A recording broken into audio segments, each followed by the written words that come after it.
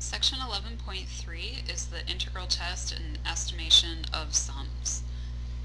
So just to recap, in 11.2 we were able to use special series, and the limit as n goes to infinity of the sum of the partial sum sequence s sub n to determine convergence, possibly the sum as well, or divergence of a series. So we learned a couple tests for convergence and divergence, and what a geometric series was, harmonic series, and some ways to look at series and whether they converge or not.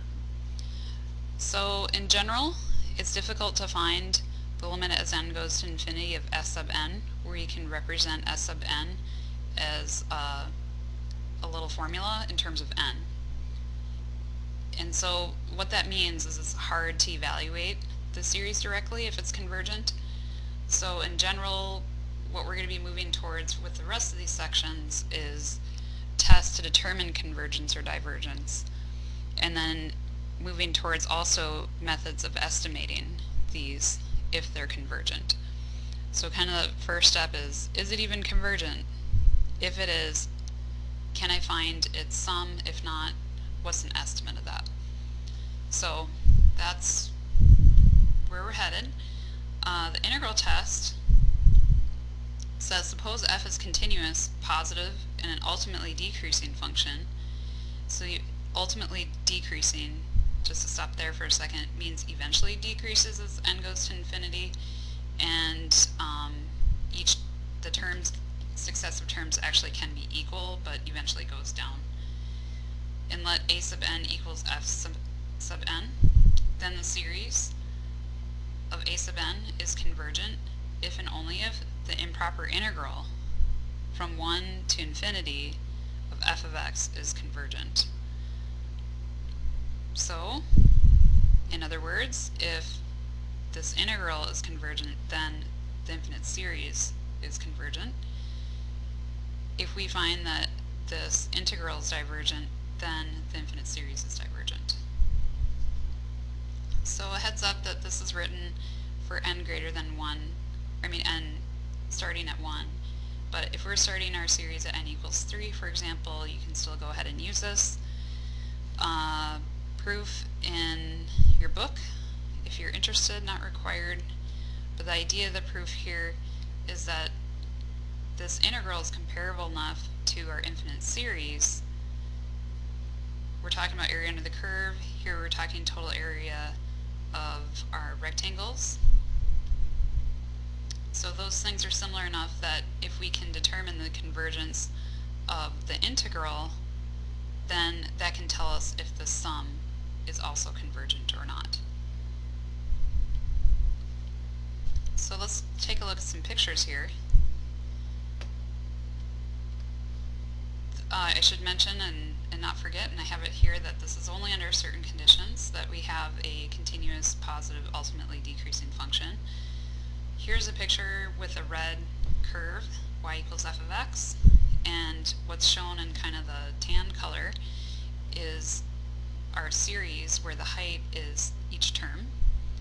So just kind of not getting bogged down on the details here, the idea is that with our values of the series plotted here as a histogram, where for n equals 1 we have a height here of a sub 2, n equals 2, a sub 3 until you get to 3, so like technically a stepwise function kind of thing going on here, that we could add up the areas of these rectangles that are having a width of 1, and that value would represent the value of the series.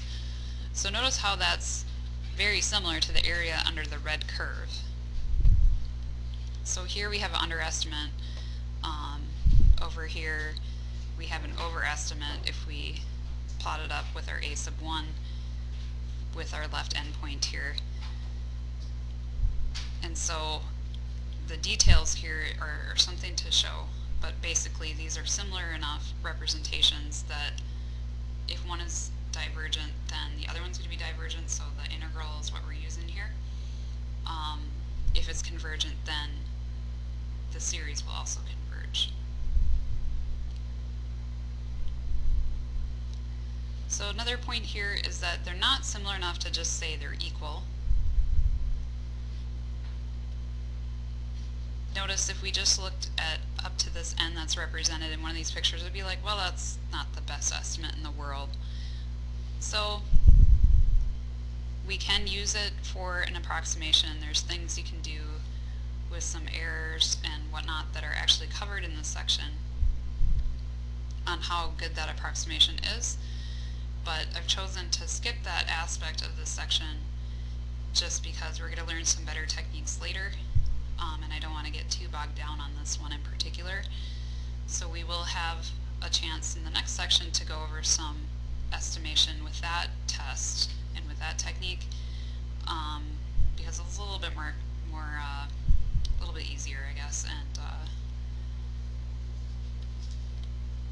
we don't have all the time in the world. So I want to make sure we have time to get to the better techniques, because that's what's used more often and is more general. So on your formula sheet, this is the little excerpt you have that has to do with the integral test.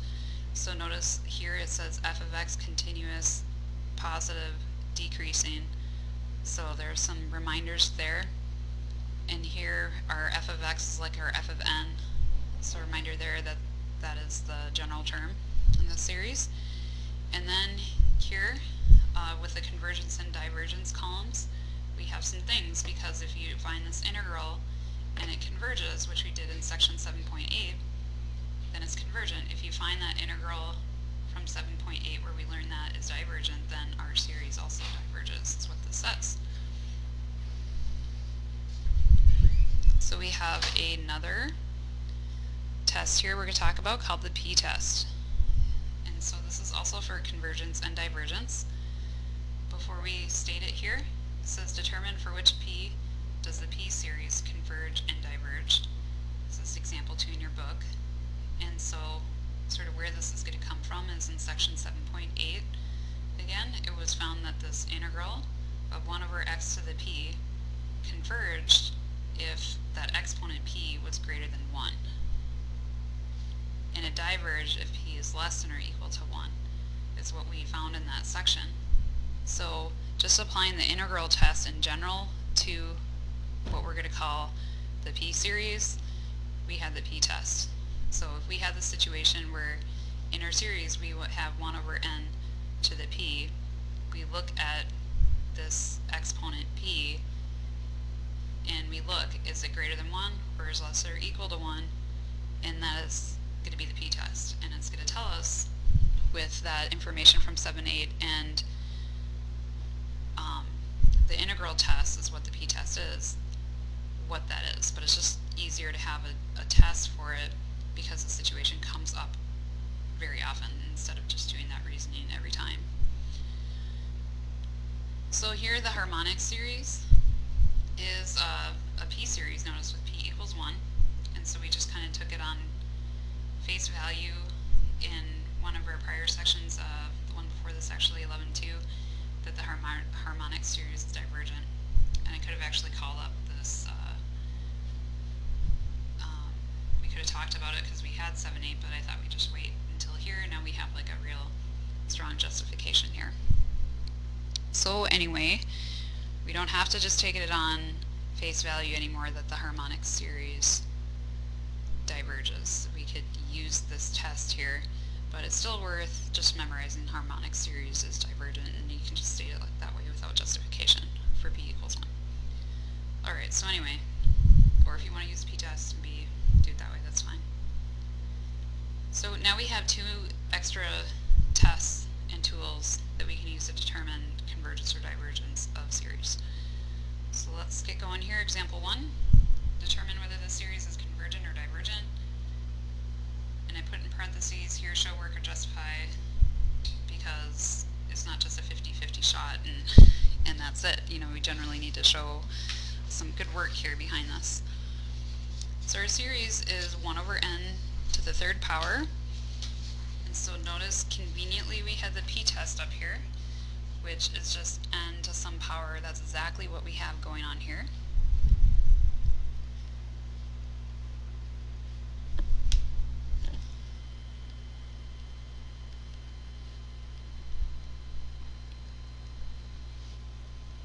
So we're going to use the p-test. RP is equal to 3, and looking up here, it fits in the category where it's greater than 1, which means it's convergent. And I just wrote it there, but as I said before, I'm going to try to get in the habit of just writing the test that I used to determine that, especially if you have kind of like a bunch of stuff that you tried. It's good to be like, oh, okay, this is how I actually determined it was convergent. So that one was pretty easy. Going on to the next one, we have an expanded form of our series. So trying to find a formula for that a sub n is not too difficult. If you look at n equals 2, n equals 3, those especially, and then we can look at others, but looks like a sub n is equal to 1 over the square root of n. And if you check that out, it's going to work out. This is square root of 4, which is 2.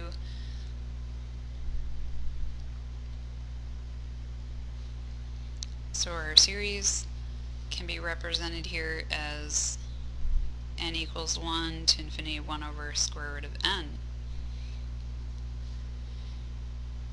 A little bit in disguise here, but notice we can write this root as a power, which is something we do a lot in this class, and this is actually also a p-series.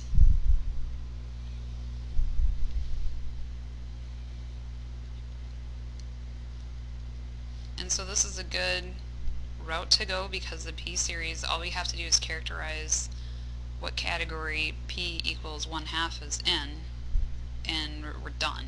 I mean, we can determine if it's convergent or divergent based on that, and we're done. So there's no like way that this is going to fail here.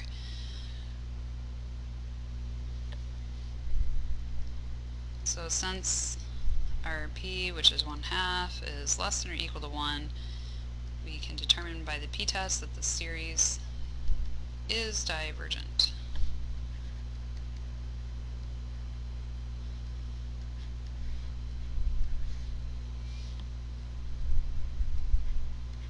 And that's it. So if the p-test applies, it's a p-series, it's easy. You just use the p-test.